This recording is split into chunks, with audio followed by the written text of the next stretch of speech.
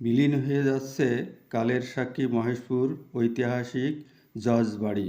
হ্যাঁ ভাই, এটা আমি এখন আছি ঝিনাইদহ জেলার মহেশপুর উপজেলার ফতেপুর জজবাড়িতে।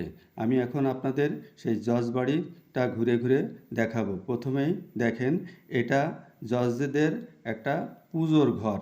সেই পুজোর ঘরটা আপনারা দেখেন বিভিন্নভাবে, এই যে ঘরগুলো কত সুন্দর।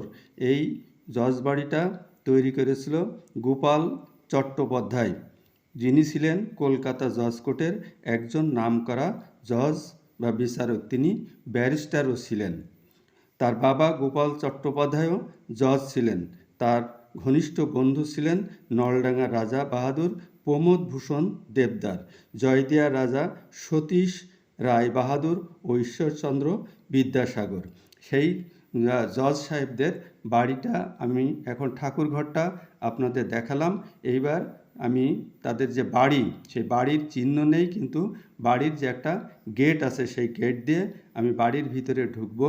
এই বাড়িটা প্রায় 88 শতক জমির উপর তৎকালীন সময়ে নির্মাণ করা হয়।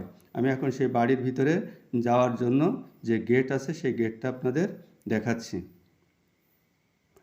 এই যে গেট দেখেন, এই গেটটা স্মৃতিচিহ্ন হিসাবে, বাড়ির গেটটা স্মৃতিচিহ্ন হিসাবে আছে। আমি সেই গেটটার সামনে দাঁড়িয়ে আছি। আপনারা দেখেন, সেই মোগল আমলের, মোগল মুর্শিদাবাদের যে মোগলদের যে রাজপ্রাসাদ ছিল, সেই স্থাপনাও এখানে তৈরি করা হয় এই বাড়িগুলো। আমি বাড়ির ভিতরে ঘুরে ঘুরে আপনাদের দেখাচ্ছি। বাড়ির ভিতরে কোনো ঘর, মানে পুরাতন দিনের কোনো ঘর বাড়ি নেই।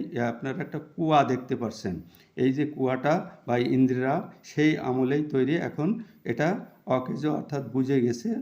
মাটি বা অন্যান্য জিনিস ফেলে এটা বুঝিয়ে দেওয়া হয়েছে। এখানে এই যে দেখেন, কিছু ঘরবাড়ি আছে।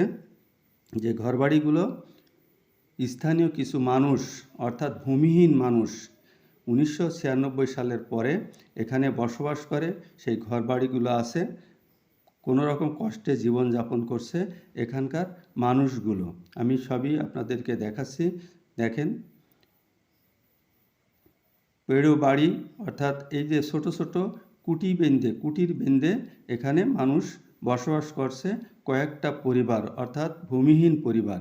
সেই ভিটাটা এখনও আছে, ভিটায় কোনো ঘর বাড়ি নেই, চিহ্ন আছে। দেখেন, এই যে ইটের যে চিহ্ন বা প্লাস্টারের চিহ্নগুলো আপনারা দেখতে পাচ্ছেন, এই চিহ্নগুলো এখনও আছে।